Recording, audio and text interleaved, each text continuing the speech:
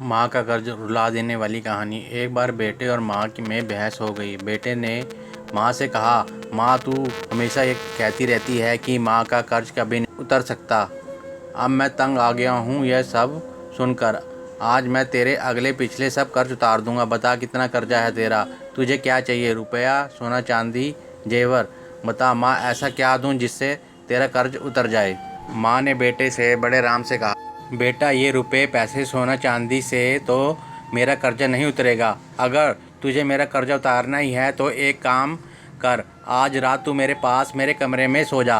अगर तू एक रात के लिए मेरे पास सो जाएगा तो मैं समझूंगी कि तूने मेरा सारा कर्जा उतार दिया।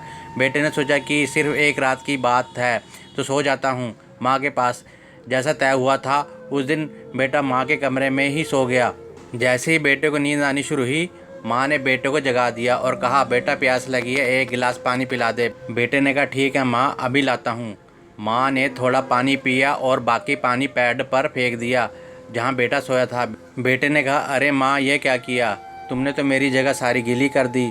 अब मैं कैसे सोऊंगा? माँ ने कहा, बेटा गलती हो गई, कोई बात नहीं, सो जा, अभी सूख जाएगा, बस एक रात ही तो सोना है तुझे। बेटा जैसे तैसे उस गीले पैड पे सो गया। अभी आँख थोड़ा सा भारी हुई थी कि माँ ने फिर बेटे को जगा दिया और कहा, बेटा पानी पिला दे।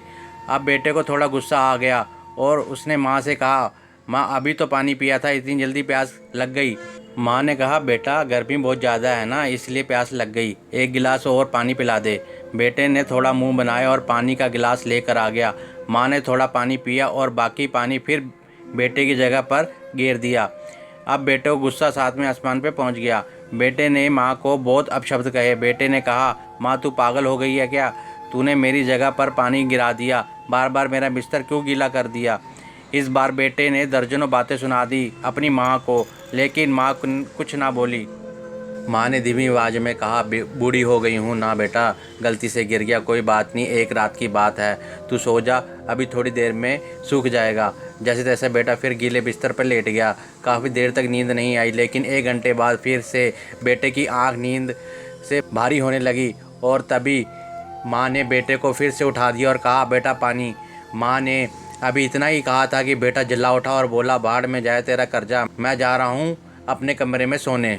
इतना सुनते ही माँ ने बेटे को गाल पर एक जोरदार तमाचा मारा और कहा, तू मेरा कर्जा उतारने चला था, एक बार मेरे कमरे में सो गया और मैंने फिर 2 बार तेरे बिस्तर गीला कर दिया तो तू भाग रहा है यहाँ से। मैंने तो तेरा बिस्तर साफ पानी से गीला किया, लेकिन जब तू छोटा था तो मेरे बिस्तरा अपने पेशाब और मल से गीला करता था और मैं खुद गीले पर लेटती थी और तुझे सूखे बिस्तर पर लेटाती थी।